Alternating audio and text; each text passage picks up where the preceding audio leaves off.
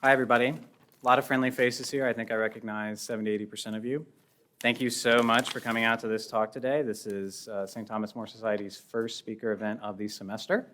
So it's bound to kick off a great semester, I think. We at the St. Thomas More Society, we are orthodox but nonpartisan, and we are always excited when those of different backgrounds, professions, and faiths can join us at these events. In addition to our speaker, I'd like to thank the National Marriage Institute, the Darden Catholic Students Association, and the Adam Smith Institute for co-sponsoring and supporting this event. Likewise, I would like to thank UVA's Law Christian Fellowship for helping promote this talk, and especially Hannah Freeman, Sam Richardson, and the St. Thomas More Board for their help in organizing this event. Our speaker this evening is Brad Wilcox, UVA Professor of Sociology, Director of the National Marriage Project, Future of Freedom Fellow at the Institute for Family Studies and the IFS, and a non-resident senior fellow at the American Enterprise Institute. He is also the author of the forthcoming book and no doubt soon to be bestseller titled Get Married: Why Americans Should Defy the Elites, Forge Strong Families, and Save Civilization. Professor Wilcox is no newcomer to the topics of healthy family formation and marriage. He has been working and speaking on these issues for over 20 years and has authored or co-authored 6 books, including in one instance with the law school's own Professor Naomi Kahn. His long career and deep-seated commitment to these issues makes Brad Wilcox among the foremost experts on family and marriage in America working today. Like most good things in my life, I discovered Professor Wilcox for the first time through my severe Twitter addiction. Anyone who has sat behind me in class knows that I spend a lot of time on Twitter. And I'm here to say Brad Wilcox is not only an accomplished scholar and speaker, but more importantly, he has one of the best Twitter games around. For those of you who don't follow the IFS or Professor Wilcox on Twitter, you are missing out. You could be receiving on a daily basis a constant stream of articles, musings, newest research and op-eds covering changes in American dating patterns, religious beliefs, family formation, birth rates, and more. And the most incredible part of all is the graphs and the charts, which I keep a collection of on my computer. If you are a data nerd like me, Brad Wilcox is a must-follow. But the most important part of all of this, I think, is that Professor Wilcox and the IFS address these topics of family, which are often quite fraught in our discussions, with a boundless sense of optimism. They write and they post about these things, showing that there are tons of studies that the IFS comes out with that show that the average life satisfaction and the overall health are better for people who are married and who are engaged in family or having children. And I hope truly that as this conversation advances, we as a culture can wake up, throw aboard the pessimism, and recommit ourselves to one another and to reforge a society based in mutual care, love, and commitment instead of all of the pessimism that we've been dealing with the past few years. In this spirit, I am proud to welcome our speaker, Professor Brad Wilcox.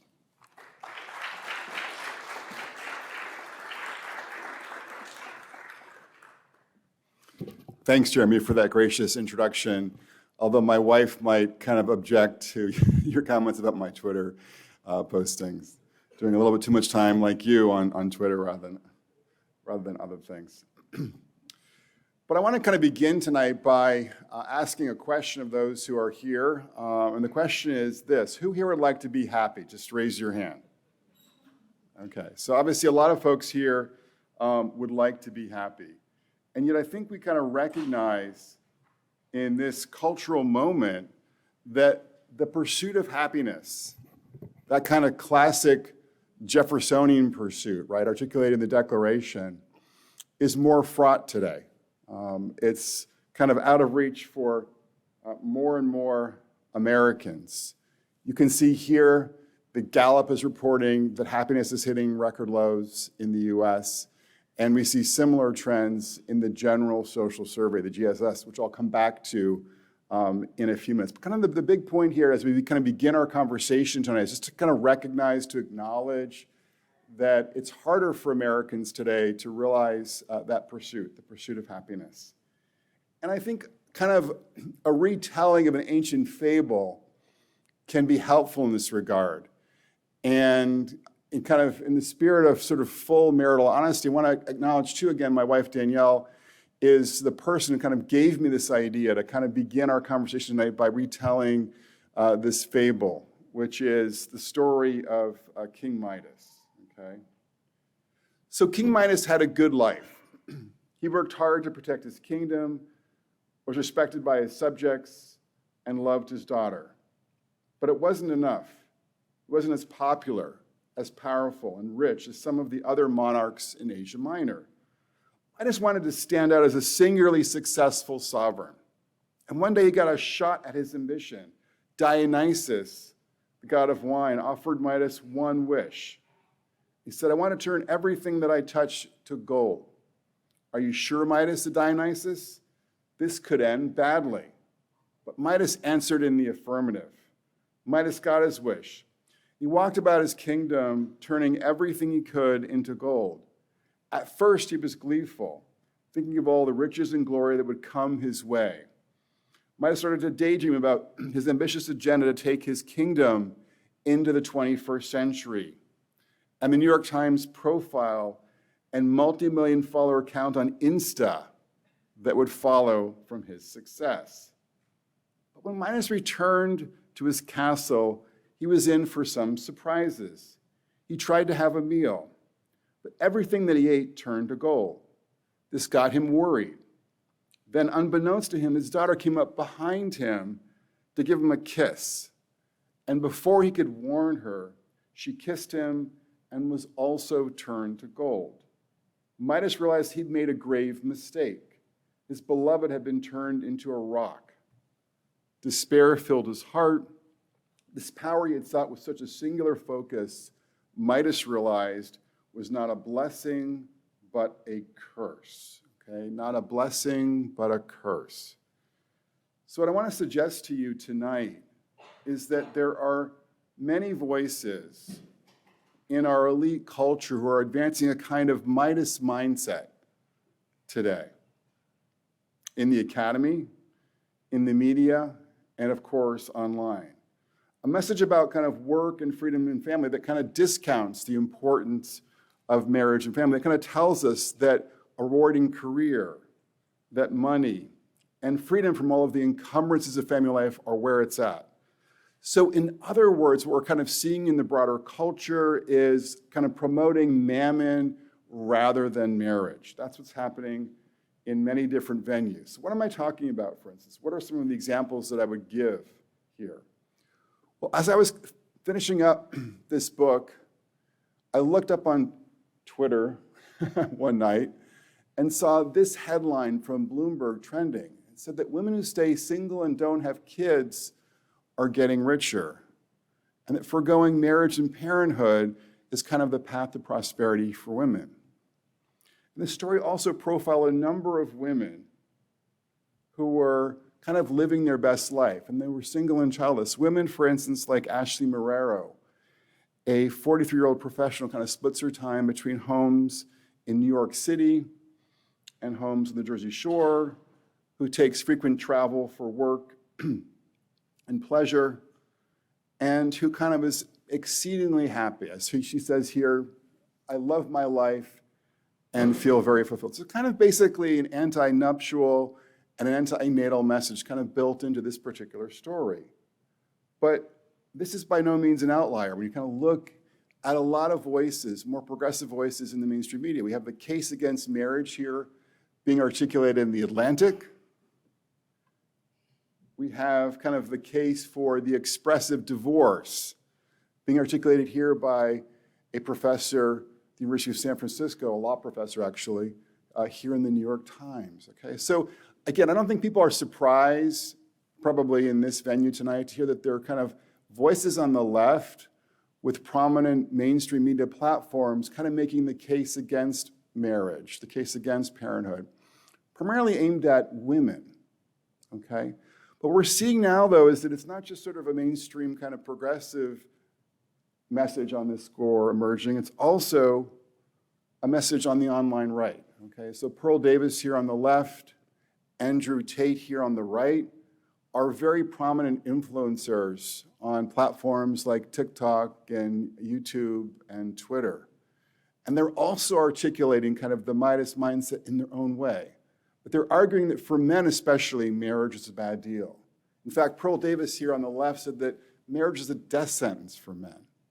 Okay, and Andrew Tate has said this about marriage. He said, "The problem is there is zero advantage to marriage in the Western world for a man, unquote, especially because, quote, it's very common that women, unquote, divorce their husbands, okay? So it's in this context that, again, Andrew Tate would suggest to men that they get strong, that they make a lot of money, buy some nice toys, he's partial to his Bugatti, and use, but not invest in women. Okay, that's kind of what he would sort of suggest that men do. But again, in their own ways, these different figures on kind of both the left and the right are telling Americans, and often telling young adults in particular, that the path to prosperity and the path to happiness runs away from marriage and family and not towards it. And I see this kind of closer to home playing out as well. When I talk to UVA students, there are plenty of students who kind of would also kind of take this Midas mindset. I'm thinking of a recent graduate named Holly, just kind of this about her perspective. UVA students are definitely more focused on their education and getting their career started than getting into a serious relationship, she said. If it happens, great. But the focus is definitely on building our own brands. Basically, the thought process is relationships and love are risk, but you always have your career and success to fall back on. So again, a pretty good articulation of this Midas mindset.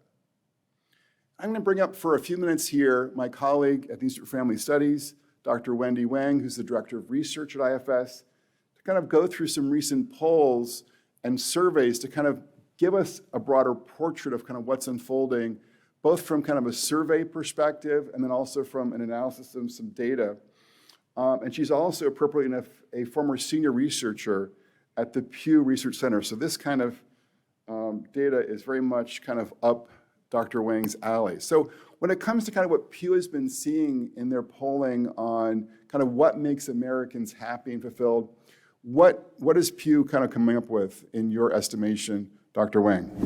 Okay, thank you, Brad. So last year, Pew Research Center did a survey of 5,000 US adults. So they asked about what it takes to have a fulfilling life. And here you have the results.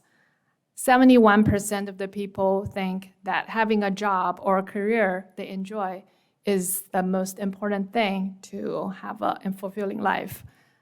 For only about 26% of people think having children is important. And for it's about similar share of people, 23% of people think being married is very important to have a fulfilling life. Obviously, people don't think that children and marriage are important. And then we also got a recent finding from the Survey Center on American Life that kind of gives us a sense of sort of how adults are looking at sort of the benefit, the value of marriage for men and then also for women. And the results, I think, that are up on the right here, particularly striking for women. So what's the kind of story about how does the American public and how do women in particular think about the benefits of marriage and motherhood for them, Dr. Wang? So this is, again, a survey of around 5,000 people, US adults. And there is a general thinking that marriage doesn't benefit women as much as it benefits men. So as you can see on the right side, about 49% of men believe that women who get married and have children are happier than other women, but only about 32% of women believe so. Let the numbers sink in a little bit. So it's only 1 in 3 women think that marriage and children are benefiting to them. And this number is actually lower among young people under age 30. So it's about a quarter of them think that marriage and children benefiting women. So again, it's kind of just giving us a striking sense of the way in which a lot of young adults today, particularly younger women, are kind of more skeptical when it comes to marriage and family life, in our culture. Okay, so we've got to give you just a quick sense of some survey evidence about what the public thinks about marriage and family, vis-a-vis fulfillment and happiness and the like. But let's think about kind of the story from the data in terms of what do we actually see in the data when we look at the relationship between things like education, work, marriage and family for Americans. And because of this kind of dynamic, this gender dynamic in the polling data, and in some of the public messaging that we saw earlier, we're going to look particularly at how this plays out for American women in the next couple of slides here. So again, there was this kind of idea that women don't benefit from marriage when it comes to money. What is when you've looked at a lot of different outcomes, but here we've got some story about assets. What's kind of the story here, Dr. Wang? So here are the stats for the assets for men and women in their 50s. So we use the longitudinal data. This tracks people when they're teenagers, and now these people are in their 50s. So we can see what are their assets. And this asset is different from income. So it includes your bank savings or investment or your house. So for women who stay married and who have never divorced, their asset by the age of 50 is $357,000. And for women who have a divorce but remarried, their asset is about $243,000. Again, this is the median financial assets. And women who are divorced or have never married, their assets are a lot lower than the other women. So what you can kind of see here is that for kind of the median, sort of the average in a sense, woman and man in the United States in their 50s, sort of heading into retirement, have about 10 times the assets as their peers who are divorced and never married. So it's kind of giving us a rather different portrait than sometimes obviously has been conveyed in the media about money. But obviously there's more to life than money, as I mentioned at the beginning with the sort of story about King Midas. So what do we kind of see there, Wendy, for women when it comes to happiness for some of these variables? There are a lot of factors contributing to happiness. And so education and work and money all matters. But what is the most important factor? So based on the data we've seen, nothing compares to a good marriage when it comes to being happy. Okay, so you looked at what's called the General Social Survey. It's kind of like the gold standard for social surveys in America. It's conducted at the University of Chicago. It's funded by the federal government. And as you looked at this data and you looked at the connection between some of these key variables and women's global life satisfaction or happiness, what's kind of the story here in that analysis or those analyses that you did? So here are 5 independent models that we present. Each controls for some basic demographic factors. We just want to see how strong each of these factors relating to the odds of being very happy. As you can see that, being in a very happy marriage definitely matters a lot more for women's happiness than a college education or higher income or even job satisfaction. So the odds of being very happy with life increase by 500% for women in a good marriage. And then kind of what's sort of the average story then here? When you kind of look at women, because I can kind of point to stories in the New York Times and in kind of many other venues that sort of would discount the sort of emotional value of both marriage and motherhood for women. But what do we see kind of in the general population of GSS, sort of the average story for women 18 to 55 when it comes to marriage and motherhood or being single and childless? So when it comes to happiness, when we look at women by their marital status and parental status, married mothers are the happiest. As you can see here, the green bar at the bottom shows that married women with children, around 40% of married women with children say they're very happy with their life. And for married women who don't have children, 25% say they're very happy. Unmarried women in general are less happy than the married women overall. And then which group of women are the least happy in this survey here? So it is among women who are not married. And as you can see here, for unmarried and childless women, 22% say they are very happy, and about 25% saying they are not too happy. So when it comes to unhappiness, the unmarried and childless women are the most unhappy.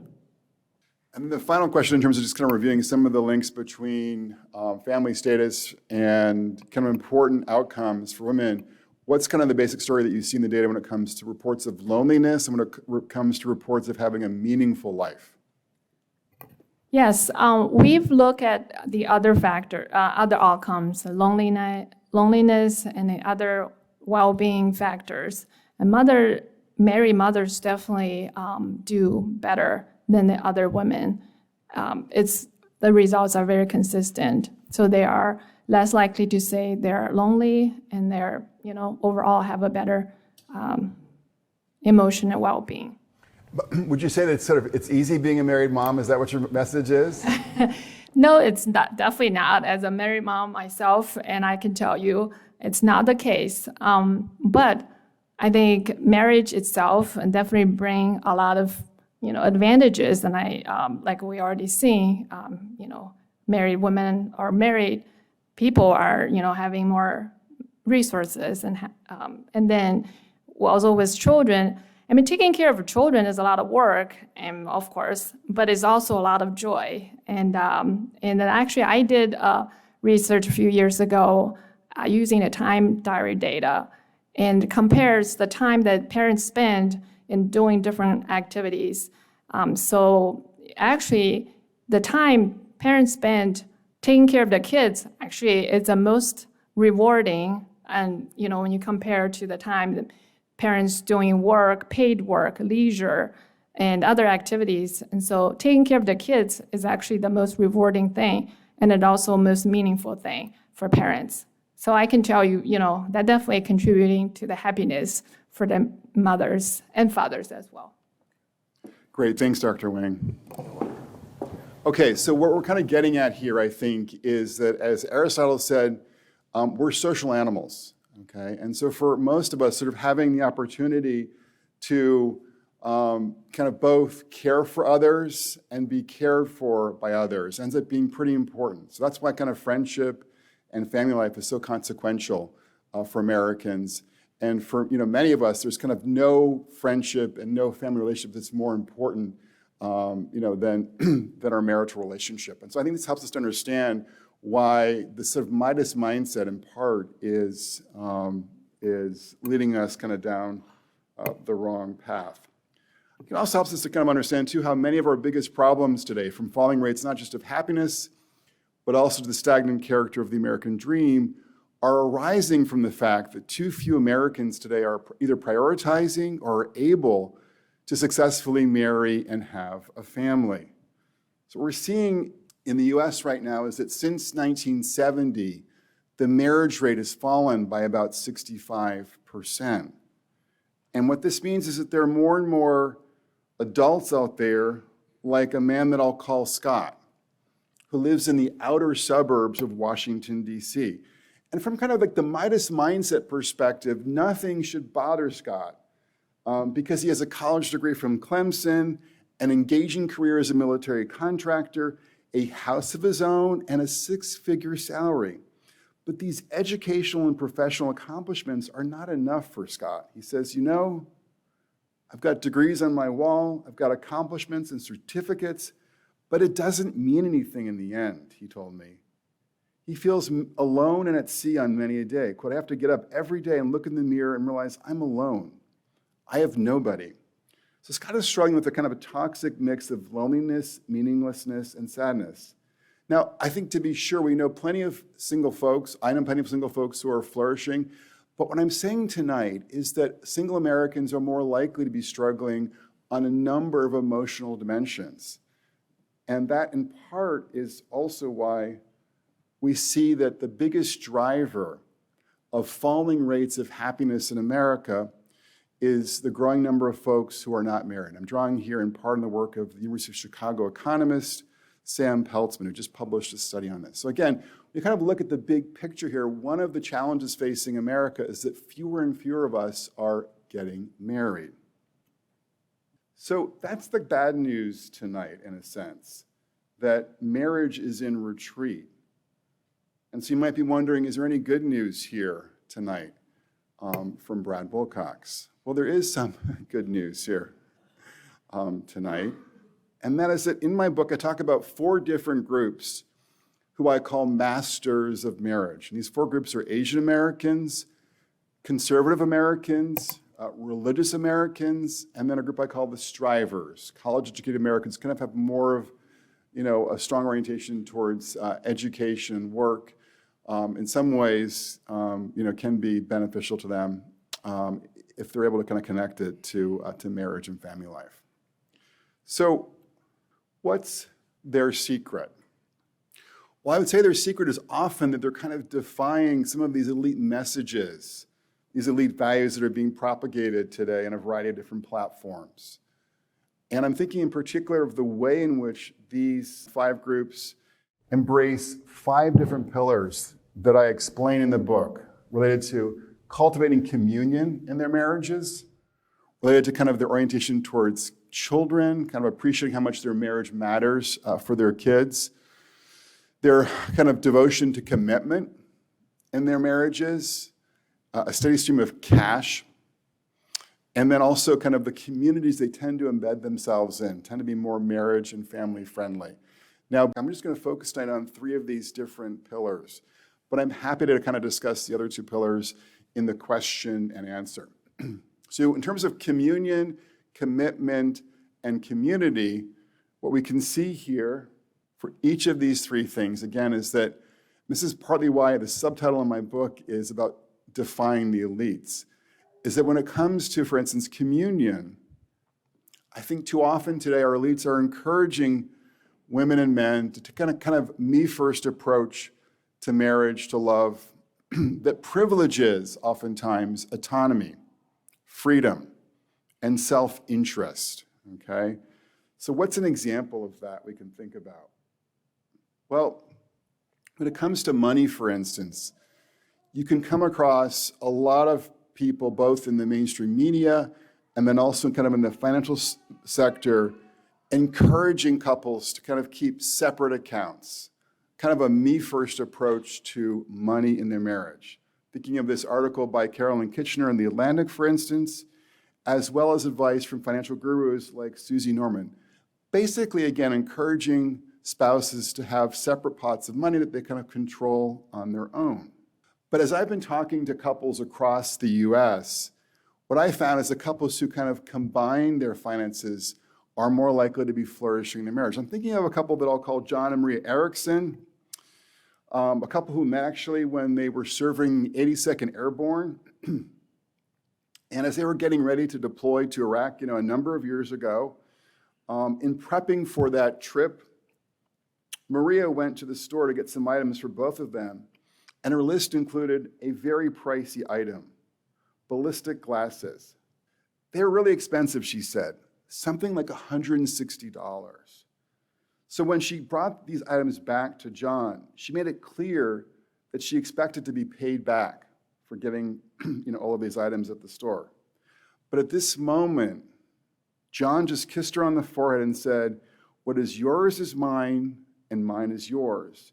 And now we're going to be married, and it's all going to be equal." And this was kind of the start of a we-first approach to money that led to a joint account once they were married. This was kind of initially hard for Maria because she had been raised in a home where her parents kept separate accounts. But the irony was that, as she told me, she quickly benefited from this arrangement because she brought a lot of debt into her marriage and John brought no debt into her marriage. So they kind of quickly paid off this debt as a couple, and she was debt-free. And moreover, she says kind of this approach to money, this we-first approach to money, helped to kind of fuel a virtuous cycle of communication, trust, and mutual dependency. That's one reason that they've been going strong for more than 25 years of marriage, in the military, okay?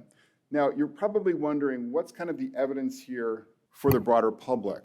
And we did a YouGov survey here that found that couples who had their money held jointly in these top light yellow bars were more likely to be happy in their marriages and less likely to be thinking about divorce. But if you've had any social science training, you might be skeptical right now. You might be thinking, well, maybe it's the kinds of people who have joint accounts, who have kind of other traits that really explain this. That kind of doing this kind of thing with your money isn't really kind of, causally important. What's really cool about some of the new research on this topic is we have a new experimental study from Indiana University. What they did is they randomly assigned newlywed couples to 3 conditions: joint accounts, accounts where they could do whatever they wanted to do, and then separate accounts. And what they found with this experimental study was that couples who were randomly assigned to joint accounts did much better in those first 2 years of marriage. Now, I'll have you know, if you haven't been married yet, that all of the couples basically, or I said the average trend was a little bit of a decline, okay, in those first 2 years of marriage. But that decline was markedly lower for couples who were assigned randomly to the joint accounts. And they conclude from this research in Indiana that there's kind of pretty strong causal evidence that, again, combining your money tends to be good for married couples here in America. So the point here is that couples who take a we before me approach to marriage that's predicated on a sense of unity, teamwork, and mutual service are more likely to be flourishing today in America. Okay, what about the second C when it comes to commitment? Well, again, on this particular pillar of marriage, I think what we're seeing, unfortunately, in our elite culture is more and more elites are kind of discounting the kinds of commitment values that are good for marriage. Things like commitment to marital permanence, and even a commitment to sexual fidelity in marriage. And actually, I didn't plan this, but this has just kind of emerged very organically. In the last 2 weeks, I mean, there have been so many articles. It's like this campaign has kind of emerged in the mainstream media to promote polyamory, based in part upon this new book being written by Molly Winter called More. But we've seen articles in the New York Times, in the New York Magazine, I think BBC, Wall Street Journal, kind of all basically giving a very kind of positive gloss on polyamory, kind of just giving us an example of how our elites are often being voices for a less committed approach to marriage.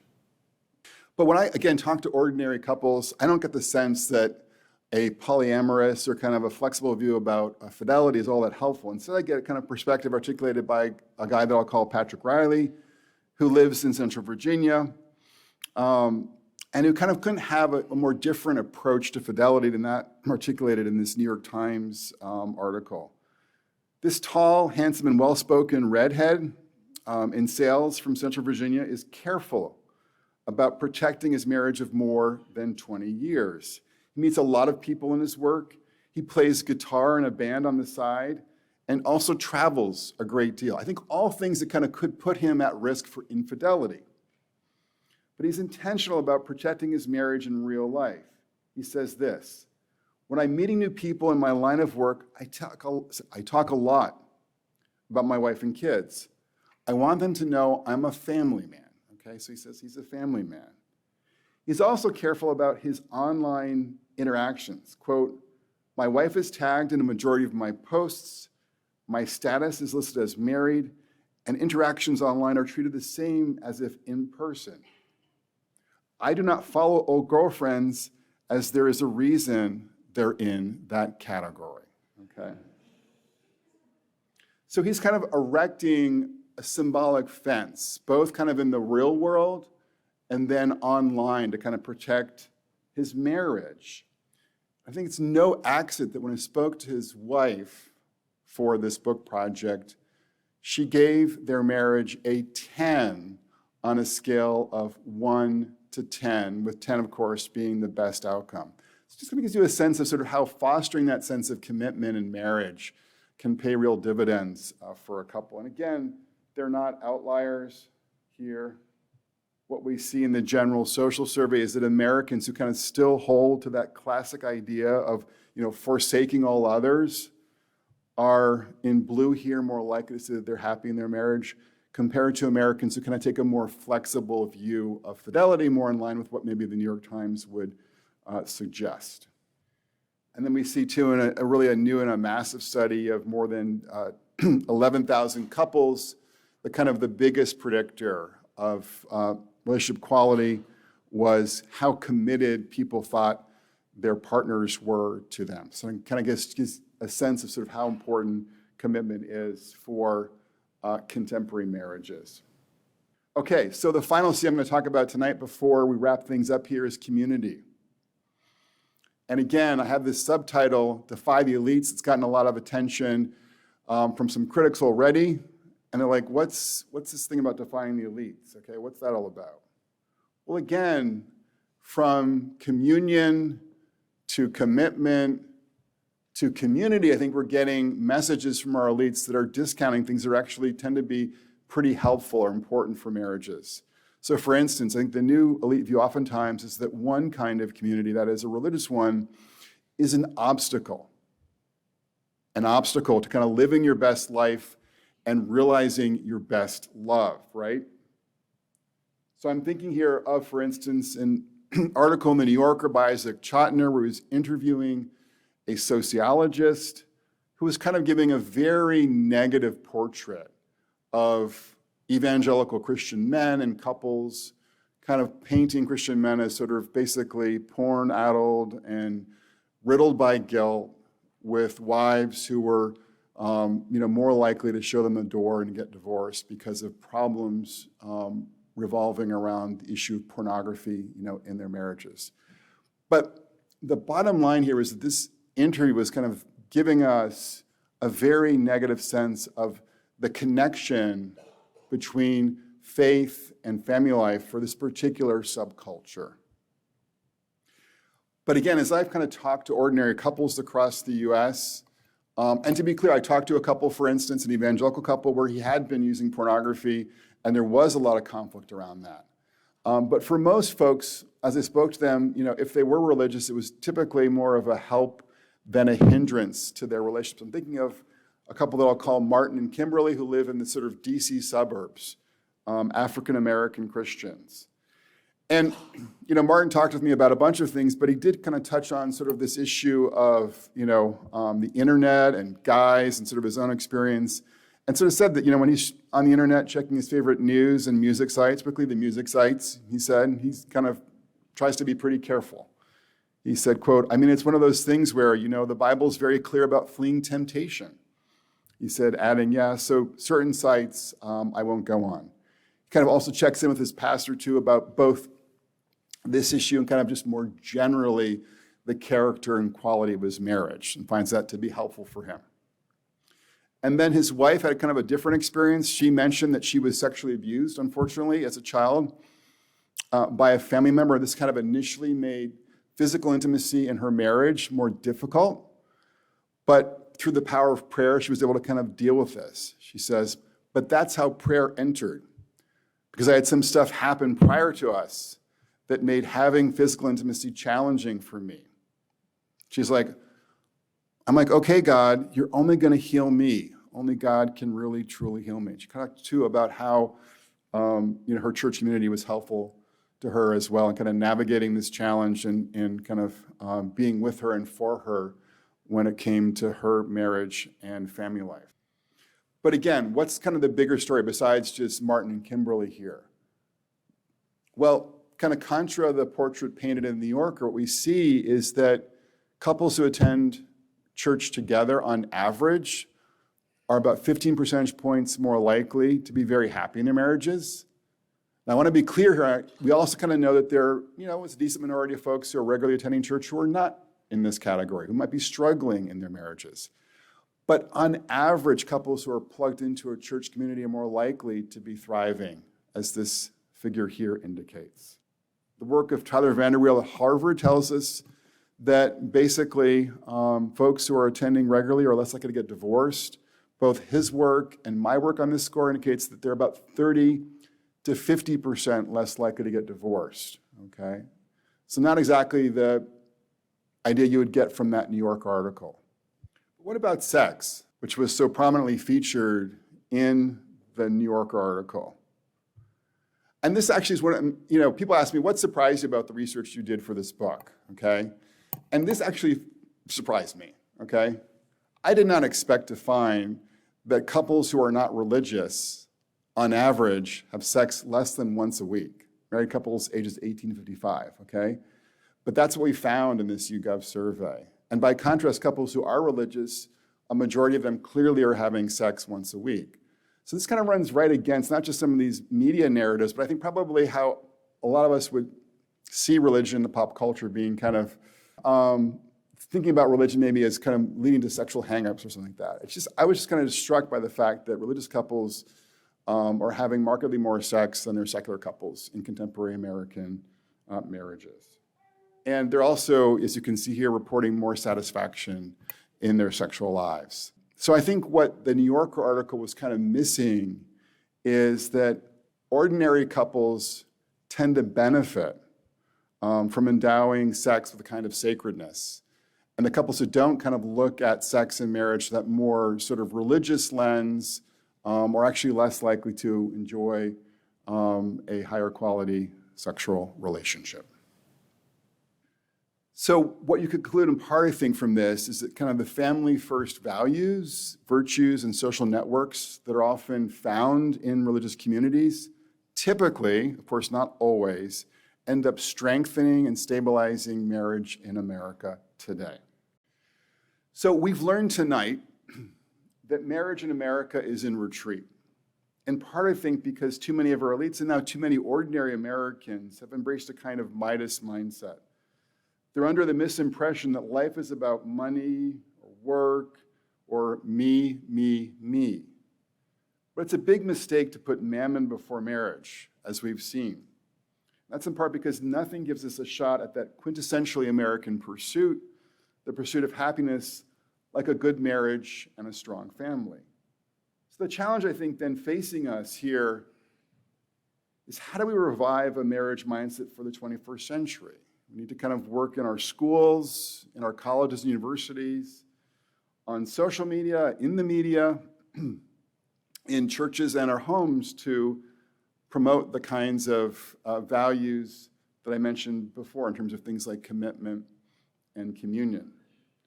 And we're especially, I think, in need of compelling new voices, perhaps like some of the folks who are sitting here, to tell the truth about our most important social institution in winsome and powerful and new ways.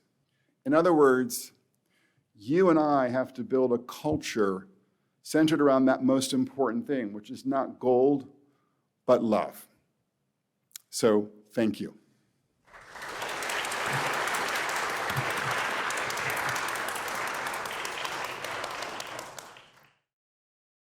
So I'd like to thank again the groups at Darden and here at the Law School St. Thomas More Society for sponsoring tonight's lecture, and I'm happy to answer questions or consider comments that people might have here tonight. Yes, sir, in the back. Sir, you mentioned Red Pill, right? Yeah, so this is a great question that's being asked here. That is, doesn't the red pill right, in a sense, people like Andrew Tate and Pearl Davis have a point, and that is that there are many cases where men are kind of, not served well by both the culture and especially a legal process, where they kind of can just be, going along, and then find themselves unwillingly divorced, losing access to a major share of their income, their assets, and the custody of their kids. So I think that's definitely a legitimate concern, legitimate point, one that I have addressed both a little bit in the book, but also in a different article called The Evolution of Divorce. So I'm sensitive to that point. But I also want to sort of just note that the divorce rate so this is actually a piece of good news. The divorce rate's come down by about 40% since 1980. And we have seen that this idea that 1 in 2 marriages would end in divorce is no longer the case. Most marriages today go the distance. So I think it's important for people to realize, for men in particular to realize, that their odds of divorce now are well below 1 in 2.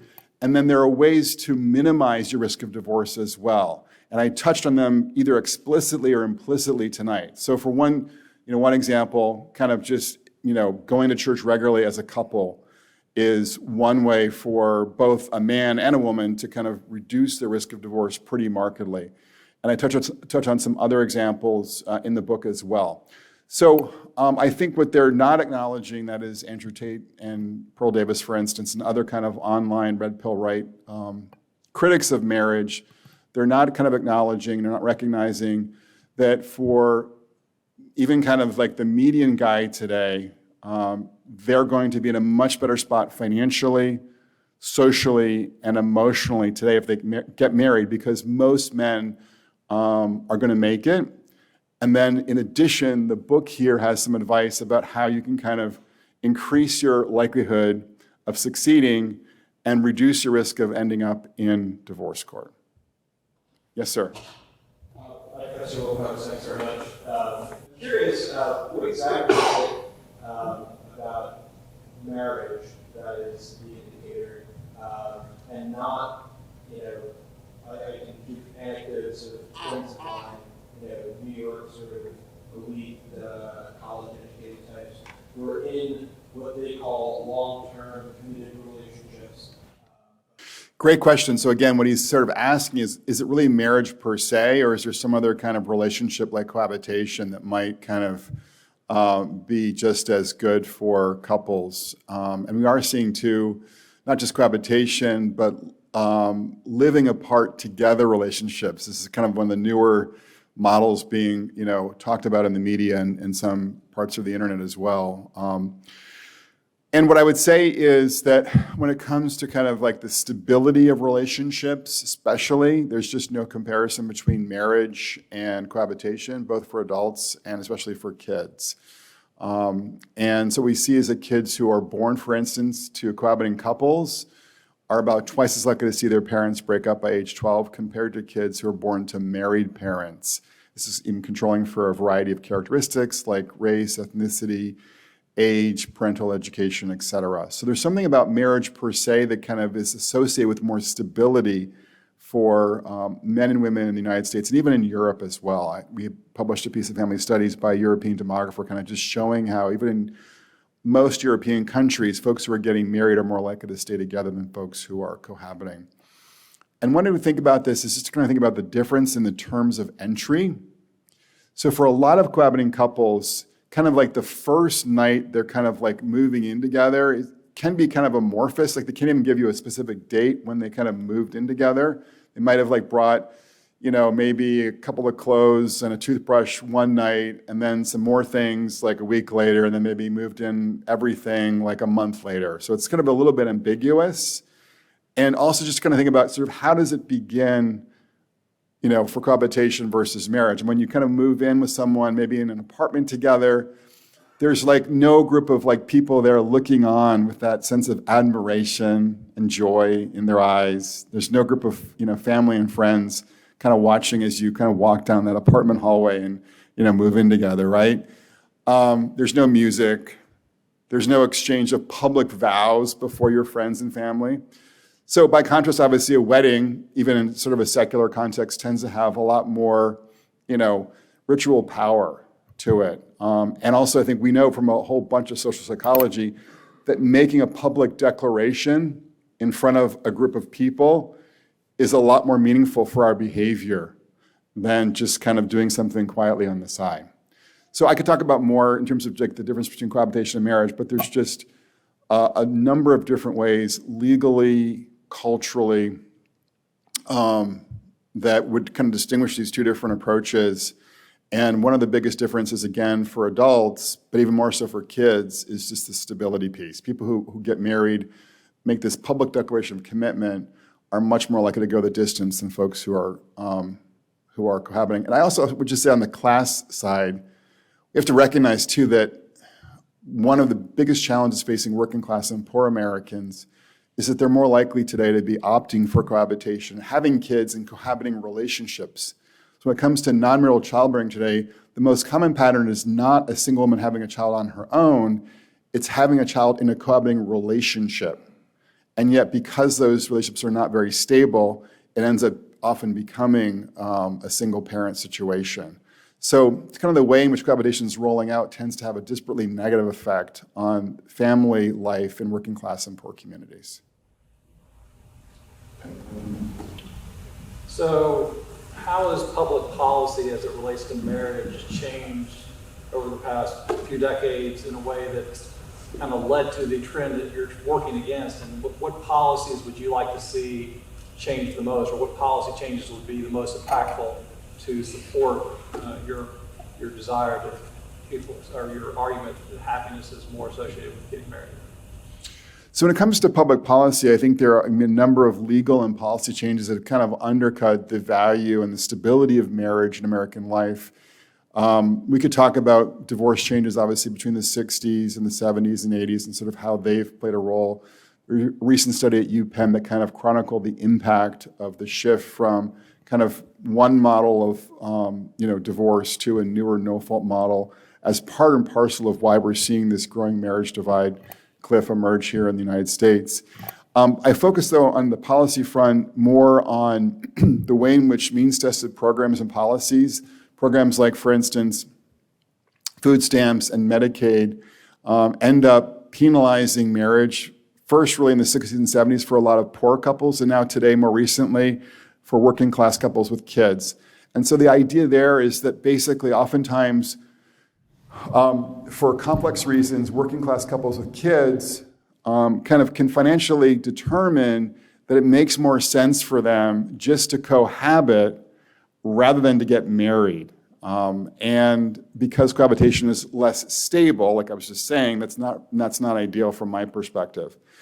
So for instance, we actually had a marriage event recently at a local restaurant. And so the waitress there was kind of picking up on all this talk about marriage. And after we kind of were wrapping things up, she mentioned to me that she and her partner were both working in that restaurant, and they had 2 kids together. And I was kind of just talking to her about this, and I said, well, do public policies, do welfare programs kind of figure it all in your situation? And she said, yeah, actually, I'm on Medicaid, my 2 kids are on Medicaid, and that's why we're not married legally. So if they were to marry legally, their combined income would push her and her kids above the threshold where they would be getting Medicaid. So that's sort of one example of how this trend can play out. And Dr. Wang has done some work showing that this is, not an uncommon story for many Americans whose income falls below the median. So I think in terms of public policies, among other things, we could address these marriage penalties to make marriage less financially costly. I have other ideas that I articulate in the book, that would, I think, help to strengthen and stabilize both marriage and family life in the U.S. But that's sort of, I think, one big issue that we could address in Washington. Yes, Kevin? Do you have anything to say as a person here who is single, who hears what you say and agrees with you 100%? Yes. My marriage is great. Right. I get married. I'm 30 years old. It's not happening to me, and I work with singles, and a lot of the women especially would say, I'm not desperate, but I'd like you to men are not asking me out. Or, is there a way we can change the culture of encouraging marriage, like on a local level, or how do we? Great question. So I'm going to say one thing before immediately answering your question. We have actually 2 different pieces of research being commissioned, one being done by a student in the back row here, I won't mention quite yet, but he's kind of looking at, for singles in America, like what predicts happiness for them, right? Because I mentioned before, I do know plenty of singles who are flourishing in their own ways. And kind of, so the question sociologically is sort of what predicts happiness for singles? Because I'm not saying that the only path to happiness is obviously through marriage. And so it's important just to kind of highlight that question and think about it. And obviously part of the answer there, I think, is community. And we're looking in part at religious community in this research that's being done, for this post. And I've got another piece coming in that also kind of has a religious angle to it. So I'm just sort of saying it's important just to acknowledge that there's not, only one kind of route to happiness in the data. But in terms of kind of this issue of how do we encourage young adults, I think we have to acknowledge that we're not doing a great job in terms of raising up our teenage boys and young men in this culture right now. and we could do more in our schools to kind of bridge the gender gap in school performance. I mean, I'm struck when I take, when I go to like basically school award ceremonies at my kids' schools, it's like often like 8 girls and 2 boys who are getting these like, school-wide awards. Just kind of one indicator of what we're seeing more generally in the population. UVA, I think, is close to 60%, or we're moving that direction, 60% females, 40% males in the undergraduate, population. That's sort of the trend in the US for colleges more generally. So that's, I think, part of it. How do we kind of basically bridge the education gap to sort of raise the game for a lot of our boys and young men so that they're more attractive on a variety of levels to the girls and young women in their lives. But I think it's also important, too, to kind of talk up the value of marriage in the broader culture to make our young men more marriage-minded, and therefore, I think also probably potentially better partners.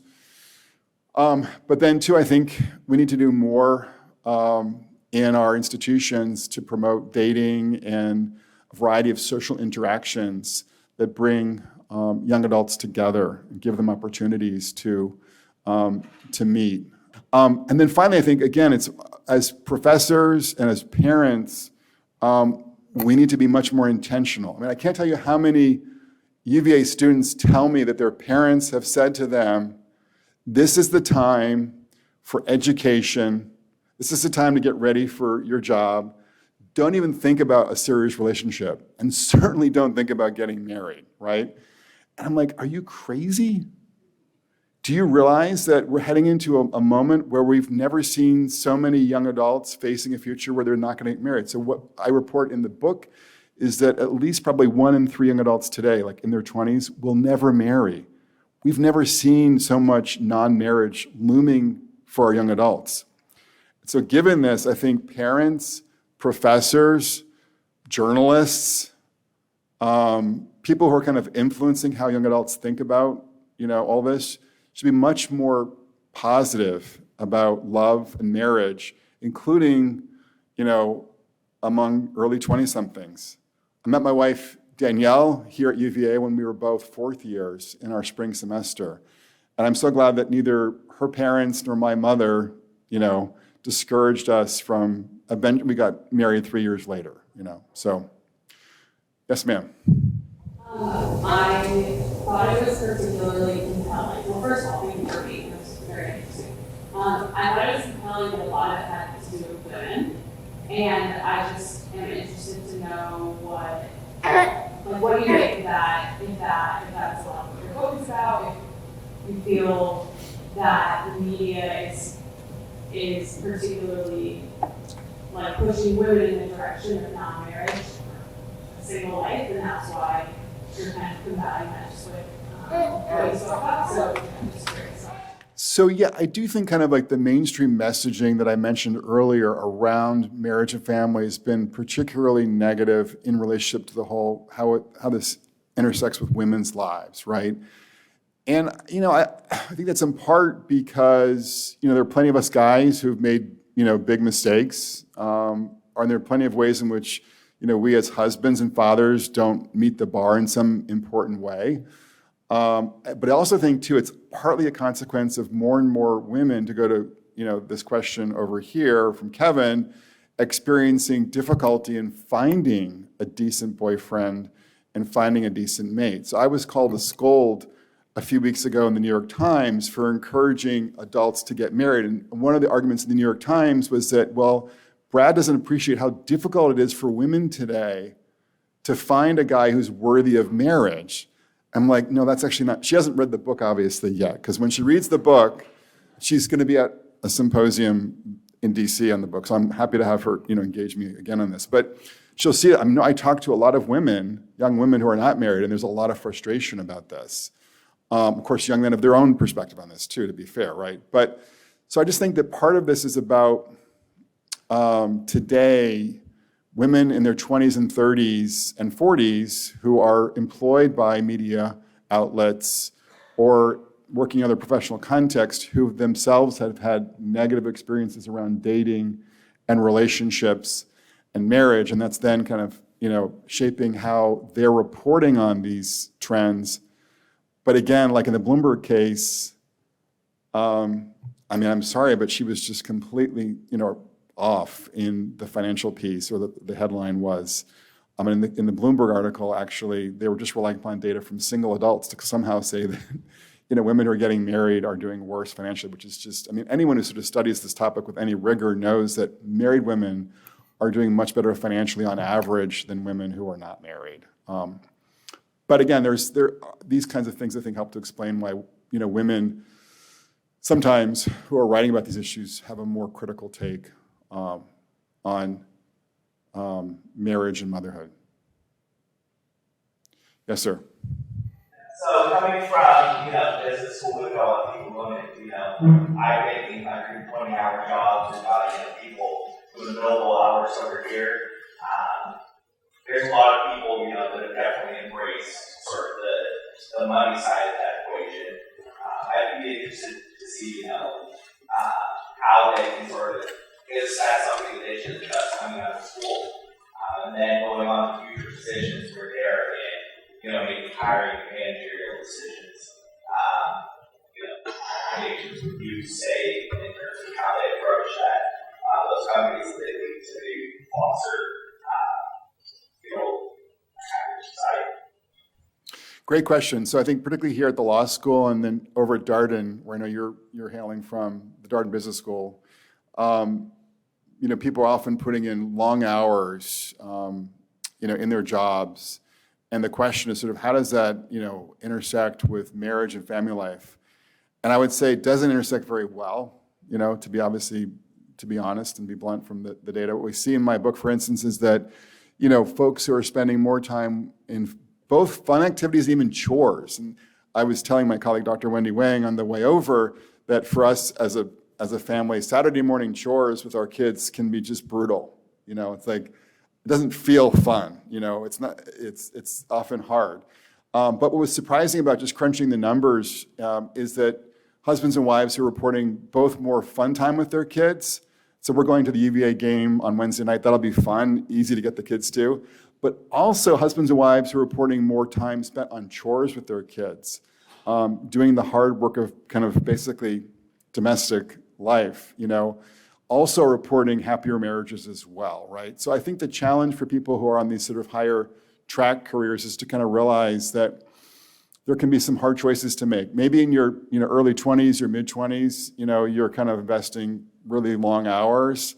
But then as you get a little bit older and start having kids, you have to kind of maybe cut back or figure out a new pathway professionally that'll allow you to still flourish, as a professional, but maybe not as much as the person who's killing it financially, but might be suffering on the home front. And in the book, I talk about the couple I call John and Maria. And John was a very successful Army officer, but also indicated there were numerous times when he had a choice in terms of deployments, and he would turn down deployments, that he was offered. And he was sort of exceptional in the Army in that regard, because most of the guys who were kind of on his level would never turn down an opportunity to go to like this post or take that deployment, because they recognized it would probably lead to greater professional success in the Army.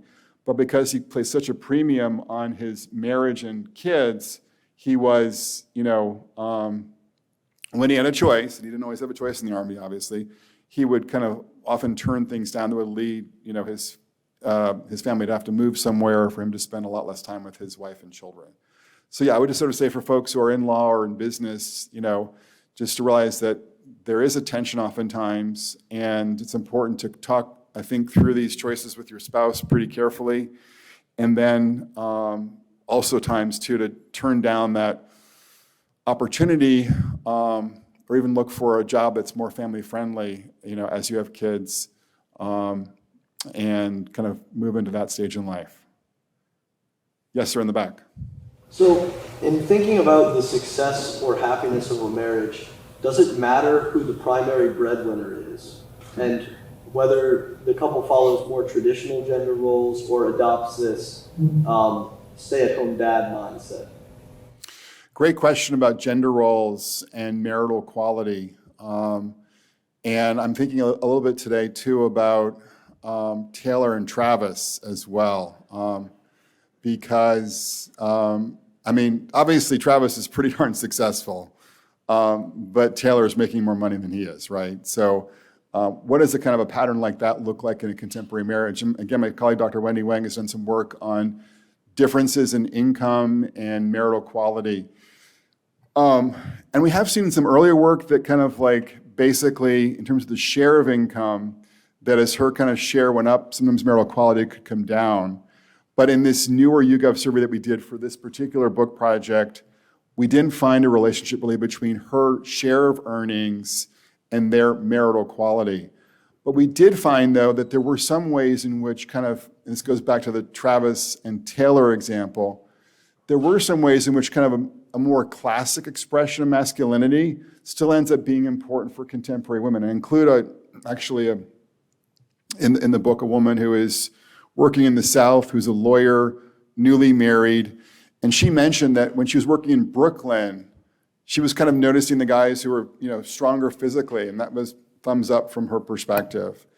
And also that, like, one of the things that attracted her to her husband was that he was ambitious. So what I'm saying to you, sir, is that there are ways in which, again, some classic dimensions of masculinity in terms of like physical strength. I talk about protectiveness. I talk about a couple in the book where they're riding the subway and there's some guy who begins to kind of come up to them in a threatening way, and they're just dating at this point, but the boyfriend stands up and physically confronts this guy.